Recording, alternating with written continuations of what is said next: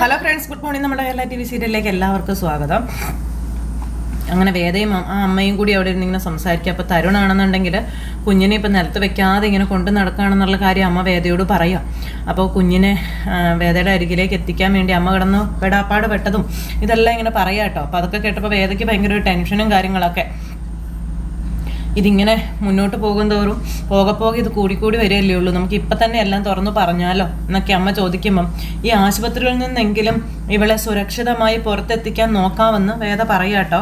അതുപോലെ എന്നിട്ട് ആലോചിക്കാം നമുക്ക് ബാക്കി എല്ലാ കാര്യങ്ങളും എന്നൊക്കെ വേദ അമ്മയോട് പറഞ്ഞ അമ്മയെ സമാധാനിപ്പിക്കുന്നു. അതേ സമയത്ത് പിന്നെ കാണിക്കുന്നത് അവിടെ ശ്രീകാന്തിൻ്റെ കൂട്ടുകാരനെ പോലീസുകാരനും കൂടി ഇന്ന് വെള്ളം അടിക്കുക. ഇനി ആലോചിക്കാൻ ഒന്നുമില്ലടോ, ഇനി അവൻ പുറത്തിറങ്ങുന്നത് അവൻ്റെ അച്ഛൻ്റെ ചിത കത്തിക്കാനായിരിക്കണമെന്നൊക്കെ പറഞ്ഞ് ഈ ശ്രീകാന്ത് പറയാം. അതോടെ അവൻ്റെ പത്തി എന്നേക്കുമായി തകരും എന്നൊക്കെ പറഞ്ഞു. അപ്പം ചില കണക്കുകളൊക്കെ എനിക്കും തീർക്കാനുണ്ടായിരുന്നു, അതിനുള്ള അവസരം ഒപ്പിച്ച് തന്നേക്കണേ നീ പോലീസുകാരൻ ഈ ശ്രീകാന്തിനോട് പറയാം. അപ്പം നേരിട്ട് തീർക്കാൻ പറ്റിയില്ലെങ്കിൽ എന്താ, അവൻ ജയിലിൽ അനുഭവിച്ചാൽ പോരെ എന്ന് ശ്രീകാന്ത്. അത് മതി, അത്രയും മതി, അല്ലെങ്കിലും ഇനി നേരിട്ട് തീർക്കാൻ ഞാനില്ല എന്നീ പോലീസുകാരൻ പറഞ്ഞപ്പോൾ എന്താടോ പേടിച്ചു പോയോടോ താൻ? പേടി കൊണ്ടൊന്നുമല്ല, പിരിയുന്നത് വരെ സർവീസിൽ തുടരണമെന്നുണ്ട്. നേരിട്ടാകുമ്പോൾ എന്തെങ്കിലും സംഭവിക്കാനുള്ള സാധ്യതകൾ കൂടുതലാണ്. വല്ല അംഗഭംഗവും വന്ന് സർവീസിൽ നിന്ന് പുറത്തു പോകേണ്ടതായിട്ട് വന്നാൽ ആ ഒരു പേരെ ബാക്കി കാണുകയുള്ളൂ എന്ന് ഈ പോലീസുകാരൻ പറയാം കേട്ടോ. അപ്പോൾ ഇവൻ്റെയൊക്കെ അടി കൊണ്ട് ജോലി ചെയ്യാൻ പറ്റാതെ വിട്ടുപോകുന്ന പോലീസുകാരനായി മരണം വരെ കഴിയേണ്ടി വരില്ലേ എന്നും ചോദിച്ചു. അത് ശരിയാ, അതുകൊണ്ട് നമുക്ക് ആ പണി വേറെ ആരെങ്കിലും ഏൽപ്പിച്ച മതി സാറേ എന്ന് ഇയാൾ പറയുമ്പം ഏൽപ്പിച്ച് കഴിഞ്ഞടോ എന്നീ ശ്രീകാന്ത്. ജയിലിൽ വെച്ചതിനെ പിള്ളേർ അവനെ പഞ്ഞിക്ക് ഇട്ടോളൂ എന്നും പറഞ്ഞു. ആണോ? എടാ പിന്നെ എന്താടോ കരുതിയത്? 3 നേരം ഭക്ഷണവും 1,500 രൂപ കൂലിയും വാങ്ങി അവനെ ജയിലിനുള്ളിൽ ജീവിച്ചു പോകാൻ ഞാൻ സമ്മതിക്കാന്നോ? തല പൊക്കുമ്പോഴേ അവനങ്ങ് തള്ളി താഴെ ഇടൂടൂ. ഒന്നുറപ്പാ ഈ സാബുവിൻ്റെ വകയാണെന്ന് പറഞ്ഞ ഒരടി കൂടുതലും കൂടെ കൊടുക്കാനൊന്ന് പറഞ്ഞേക്കണേ. അതും പറഞ്ഞ് ഇങ്ങനെ അവന്മാർ രണ്ടുപേരും കൂടെ വെള്ളവടിയൊക്കെ ആയിട്ടിരിക്കുന്നു. പിന്നെ ദില്ലി കേസ് എന്തായെന്ന് ചോദിച്ചു ഇയാൾ. അത് പിന്നെ ദർശൻ്റെ സുഹൃത്തിൻ്റെ മകള് പകർത്തിയ വീഡിയോയിലല്ലാതെ വേറെ എവിടെയും അവളെ സ്പോട്ട് ചെയ്യാനായിട്ട് കഴിഞ്ഞിട്ടില്ല എന്ന് പറയാണ് ശ്രീകാന്ത്. സമയം കണക്കാക്കിയ ഇപ്പം ഏതെങ്കിലും ആശുപത്രിയിലായിരിക്കുമല്ലോ. അപ്പം അതെ, അതുകൊണ്ട് തന്നെ ദില്ലിയിലെ ആശുപത്രികൾ മുഴുവനും നമ്മൾ അരിച്ചു പറക്കിക്കൊണ്ടിരിക്കുകയാണെന്ന് പറഞ്ഞു. എന്നിട്ടോ പുരോഗമനം വല്ലതും അവളോട് സാദൃശ്യമുള്ള ഒരാളെ ഒരിടത്ത് കണ്ടെത്തിയിട്ടുണ്ട്. പക്ഷേ പറഞ്ഞേൽപ്പിച്ച കഴുതകൾക്ക് നേരിട്ട് വെരിഫൈ ചെയ്യാനായിട്ട് കഴിഞ്ഞില്ല എന്ന കാര്യം പറയാം. പക്ഷേ ആശ്വാസമുള്ളൊരു വാർത്ത അറിഞ്ഞിട്ടുണ്ട്. എന്ത്? ആ പെണ്ണിൻ്റെ കുഞ്ഞ് പ്രസവത്തോടെ മരിച്ചു എന്ന്. അപ്പോൾ ഉറപ്പാണല്ലോ അല്ലേ സാറേ? സാറിൻ്റെ ആളുകൾ പുറകെ ഉണ്ടെന്ന് വേദയ്ക്ക് അറിയില്ലേ എന്ന് ചോദിക്കാം. അറിയരുതെന്ന് പ്രത്യേകം ഞാൻ പറഞ്ഞിട്ടുണ്ടെന്ന കാര്യം ശ്രീകാന്ത് പറയാം. എന്താ അത് അങ്ങനെ പറയാൻ കാരണം?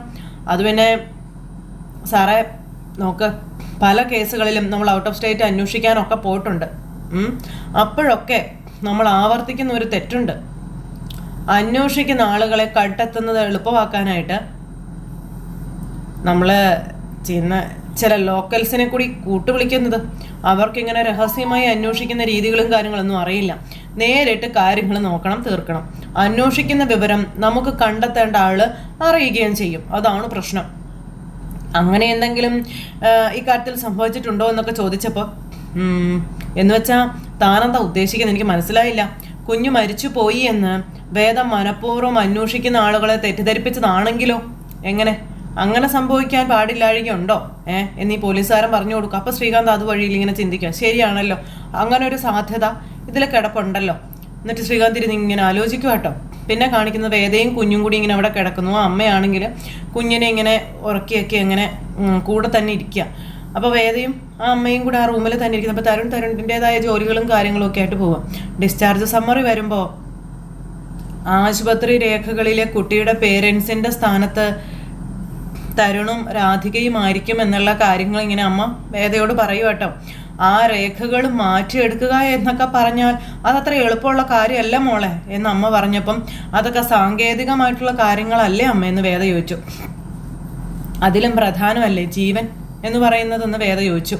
രാധികയുടെ മരണത്തിൻ്റെ ഷോക്കിൽ നിന്നും അമ്മയുടെ മകനൊന്ന് സ്വസ്ഥമാകട്ടെ എന്ന് വേദ പറയാം അമ്മയോട്. സംഭവിച്ചതെല്ലാം ഞാൻ തന്നെ അദ്ദേഹത്തിനോട് പറഞ്ഞോളാമെന്നും വേദ പറയണം. അങ്ങനെ അവർ രണ്ടുപേരും കൂടി ആ കുഞ്ഞിനെ ഉറക്കി ഇങ്ങനെ ഇരിക്കുന്നു. അപ്പം നാളെ ഡിസ്ചാർജ് കഴിയുമ്പോൾ നീ എന്ത് ചെയ്യും മോളെ എന്ന് അമ്മ ചോദിക്കുക. നാളെ ആശുപത്രിയിൽ നിന്ന് ഇറങ്ങുമ്പോൾ നീ കുഞ്ഞുമായിട്ട് വേറെ വഴിക്ക് പോയാൽ എന്ത് ചെയ്യുമെന്നിങ്ങനെ ചോദിച്ചു. അത് പെട്ടെന്ന് അംഗീകരിക്കാൻ തരുണിന് കഴിയുമെന്ന് മോൾക്ക് തോന്നണുണ്ടോ മോളെ എന്ന് ചോദിച്ചു. അതുപോലെ എന്തിന് അവൻ ഈ കുഞ്ഞിനെ നിനക്ക് വിട്ട് തരുമെന്ന് നിനക്ക് തോന്നുന്നുണ്ടോ എന്നും അമ്മ ചോദിക്കുക. അങ്ങനെ ഒരു നാടകം ഈ ഹോസ്പിറ്റലിൽ വെച്ച് നടക്കുന്നതും ഈ കുഞ്ഞിന് തന്നെ ദോഷം ചെയ്യുക അമ്മയെന്ന് വേദ പറയാം. അപ്പം പിന്നെ നീ എന്ത് ചെയ്യും മോളെ എന്ന് അമ്മ വേദയോട് ചോദിച്ചു. പിന്നെ കുഞ്ഞിന് ഫീഡ് ചെയ്യണ്ടേ, അവളുടെ കാര്യങ്ങളൊക്കെ നോക്കണ്ടേ എന്നൊക്കെ അമ്മ ചോദിക്കുക. തൽക്കാലം ഒരേ ഒരു വഴി മാത്രമേ ഉള്ളൂ, കുറച്ചു കാലം കൂടി ഈ കുഞ്ഞിനെ നോക്കാനെന്നുള്ളൊരു പേരിൽ ഞാനും നിങ്ങളോടൊപ്പം വരണമെന്ന് അമ്മ തരുണിനോടൊന്ന് പറയണമെന്ന് പറഞ്ഞു. അത് കേട്ടപ്പോൾ അമ്മ ഒന്ന് പുഞ്ചിരിച്ചു. വീട്ടിലെ അന്തരീക്ഷവും കാര്യങ്ങളൊക്കെ ആകുമ്പോൾ കാര്യങ്ങളെല്ലാം തരുണിനെ ബോധ്യപ്പെടുത്താൻ നമുക്ക് കുറെ കൂടി എളുപ്പമാകുമെന്ന് വേദ പറഞ്ഞപ്പം ശരിയെന്ന് പറഞ്ഞു അമ്മ. പിന്നെ എന്നെ ഒരു ജോലിക്കാരിയായിട്ട് കണ്ടാൽ മതിയെന്ന് വേദ പറയാട്ടോ അമ്മയോട്. അത് കേട്ട് കഴിഞ്ഞപ്പോഴത്തേക്കും ആ അമ്മയ്ക്ക് എന്താ പറയണ്ടേന്നറിയില്ല. വേദയെ കെട്ടിപ്പിടിച്ച് ഉമ്മ ചോദിക്കാം, ഇത് ഞാൻ നിന്നോട് എങ്ങനെ ചോദിക്കുമെന്ന് കരുതി ഏറെ വിഷമിച്ചൊരു കാര്യം മോളെ, നീ ഇപ്പം ഇത് എന്നോടായിട്ട് ഇങ്ങോട്ട് ചോദിച്ചതെന്ന് ആ അമ്മ വേദയോട് പറഞ്ഞു. ഒരു മകളുടെ സ്ഥാനത്ത് മാത്രമേ ഞാൻ നിന്നെ കണ്ടിട്ടുള്ളൂ എന്ന് ആ അമ്മ വേദയോട് പറയുന്നു. ജോലിക്കാരിയായിട്ടൊന്നുമല്ല, ഒരു മകളായിട്ട് തന്നെ വന്നാൽ മതിയെന്ന് ആ അമ്മ വേദയോട് പറയാം. അങ്ങനെ വേദയുടെ കാര്യത്തിന് തീരുമാനമായി. ആ സമയത്ത് ആ നേഴ്സ് അങ്ങോട്ടേക്ക് വന്നു. ഡോക്ടറെ പറഞ്ഞ് ഏൽപ്പിച്ച കാര്യങ്ങളൊക്കെ വന്നു പറയാം. അപ്പം മേഡം എൻ്റെ അടുത്തേക്ക് ഒന്ന് വരുമോ, എൻ്റെ കൂടെ ഒന്ന് വരുമോ എന്ന് ചോദിച്ചു. അപ്പോൾ വരാമെന്ന് പറഞ്ഞു. മോളെ ഞാനിപ്പോൾ വരാട്ടോ എന്നും പറഞ്ഞുകൊണ്ട് ഇങ്ങനെ അവർ രണ്ടുപേരും കൂടി അവിടെ നിന്ന് പോന്നു. ആ സമയത്ത് വേദ അവിടെ കിടന്ന് കുഞ്ഞിനോട് പറയാണ്, അമ്മയും മോളും കൂടി ഒരു വീട്ടിലേക്ക് പോവാണ് കേട്ടോ നാളെ. ഇന്ന് മോളെയും കൊണ്ട് ഓട്ടോയിൽ പോയ ഒരാളില്ലേ, ആ ആളിൻ്റെ അടുത്തേക്കാണ് നമ്മൾ പോണേ, നമുക്ക് എല്ലാ കാര്യവും പറയണം. അങ്ങനെ അതൊക്കെ പറഞ്ഞ് മോൾക്ക് മോളുടെ അച്ഛനെ കണ്ടെത്തി തരാനേ എന്ത് സഹായമാണ് ചെയ്തു തരാൻ പറ്റുമെന്ന് ചോദിക്കണമെന്ന കാര്യമൊക്കെ പറയുന്നു. എന്നിട്ട് അമ്മയ്ക്കും മോൾക്കും കൂടി അച്ഛനെ കാണാൻ പോകണമെന്നൊക്കെ പറഞ്ഞ് അങ്ങനെ വേദ ഒരുപാട് പ്ലാനിങ് ഉണ്ട്. അങ്ങനെ വേദയും കുഞ്ഞും കൂടി ഇങ്ങനെ അവിടെ സംസാരിച്ചുകൊണ്ട് കിടക്കുന്നു. പിന്നെ കാണിക്കും നമ്മുടെ വിക്രത്തിനാണ്. വിക്രമാണെന്നുണ്ടെങ്കിൽ ജയിലിൽ ഭയങ്കര സങ്കടത്തിലാണ്. അമ്മ മരിച്ചതിൻ്റെ ആ ഒരു വിഷമവും കാര്യങ്ങളും. ചോറൊക്കെ വാങ്ങിച്ച് അമ്മയ്ക്കുള്ള ഒരു പിടി അന്നം ഇങ്ങനെ കൊണ്ട് ഉരുട്ടി ഒരു സ്ഥലത്ത് വെച്ചിട്ട് വിക്രം വന്നിരുന്ന് ഫുഡ് കഴിക്കാൻ തുടങ്ങും. അപ്പോൾ വിക്രം ഫുഡ് കഴിക്കാൻ തുടങ്ങിയപ്പോഴത്തേക്കും കുറേ അമ്മമാർ വന്നിട്ട് ജയിൽ ചോറ് ഇപ്പോൾ വെളിച്ചോറൊക്കെ ആയില്ലേടാ എന്നൊക്കെ പറഞ്ഞ് കളിയാക്കിക്കൊണ്ടിരിക്കുന്നു വിക്രത്തെ. വിക്രമാണെന്നുണ്ടെങ്കിൽ അതൊന്നും മൈൻഡ് ചെയ്യുന്നില്ല കേട്ടോ.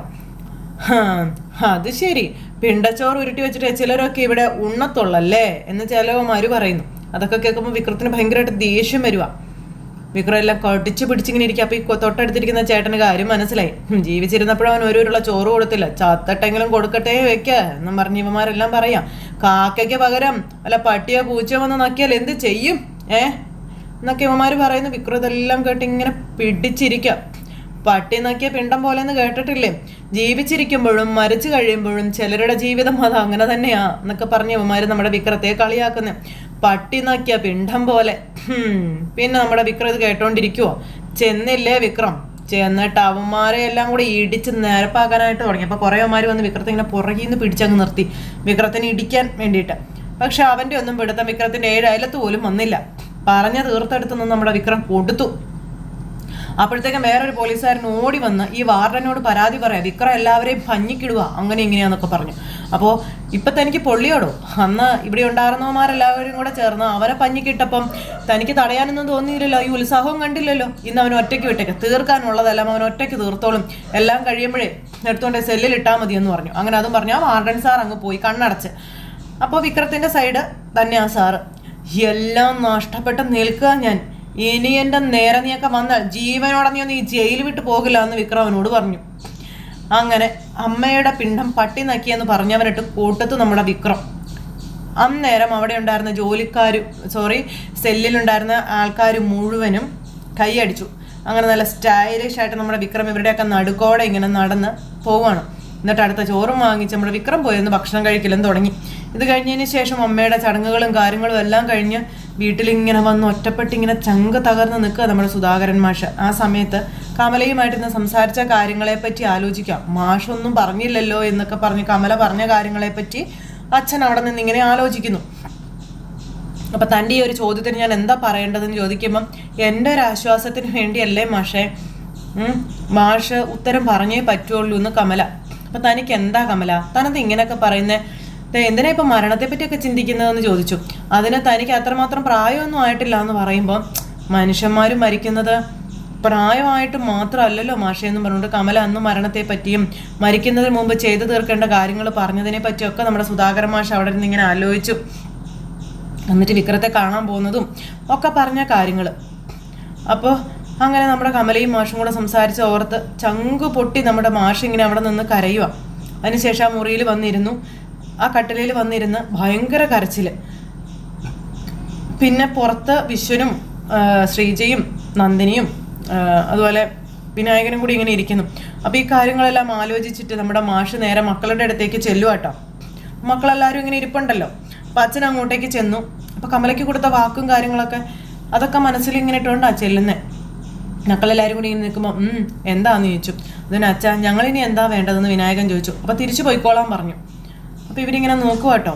വേറെ ചടങ്ങുകളും കാര്യങ്ങളൊന്നും നടത്താൻ ഉദ്ദേശിക്കുന്നില്ല, ദഹിപ്പിക്കാൻ മാത്രമേ പാടുള്ളൂ എന്നും വേറെ ചടങ്ങുകൾ അരുതെന്നും അവൾ എന്നോട് പറഞ്ഞ് ഏൽപ്പിച്ചിട്ടുണ്ടായിരുന്നു എന്ന് പറഞ്ഞപ്പം ചടങ്ങ് നടത്തുന്നില്ലെങ്കിൽ വേണ്ട, വെറുതെ അതിനുള്ള കാശ് കളയണ്ടല്ലോ എന്നും നന്ദിനി. അന്നേരം എല്ലാവരും കൂടെ ഇങ്ങനെ നന്ദിനിയുടെ ഒരു നോട്ടം നോക്കി. അപ്പോഴത്തേക്കും ഞാൻ ഉദ്ദേശിച്ചത് നീ ഉദ്ദേശിച്ചത് മതിയെന്ന് പറഞ്ഞു നേരെ സുധാകരൻ മാഷ് നന്ദിനിയോട്. എല്ലാവർക്കും സമയമായിട്ടുണ്ടെങ്കിൽ പോകാം. അച്ഛൻ ഞങ്ങളുടെ കൂടെ വരണമെന്ന് പറഞ്ഞു നമ്മുടെ വിശ്വൻ. അമ്മയുടെ ആഗ്രഹപ്രകാരമാണല്ലോ ചടങ്ങുകളും കാര്യങ്ങളും ഒന്നും നടത്താത്തത്. അതുപോലെ അമ്മയുടെ ആഗ്രഹമായിരുന്നു അതെന്ന് വിശ്വൻ പറയാം. അമ്മ എന്നെ വിളിച്ചൊരിക്കൽ സംസാരിച്ചിരുന്നു, അച്ഛനോട് പറഞ്ഞിട്ടുണ്ടെന്നും പറഞ്ഞു എന്ന് പറയുമ്പോൾ മാഷ് ഇങ്ങനെ നോക്കുക. ആ അച്ഛൻ ഇവരുടെ കൂടെ തന്നെ പോകണം എന്നുള്ളതാണ് എൻ്റെയും ഒരു അഭിപ്രായം എന്ന് നന്ദിനി അന്നേരം അവിടെ നിന്ന് പറയാം.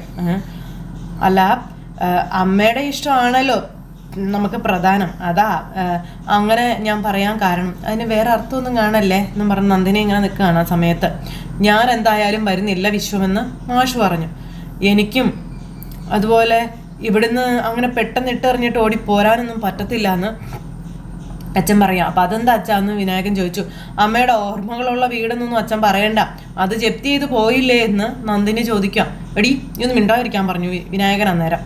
അച്ഛാ ഒറ്റയ്ക്ക് എങ്ങനെ ജീവിക്കാൻ പാടല്ലേ അച്ഛാ എന്ന് വിനായകൻ ചോദിക്കുമ്പം എനിക്ക് ഒരു പാടുമില്ല ഇക്കാര്യത്തിൽ, വാശി വേണോ അച്ഛാ?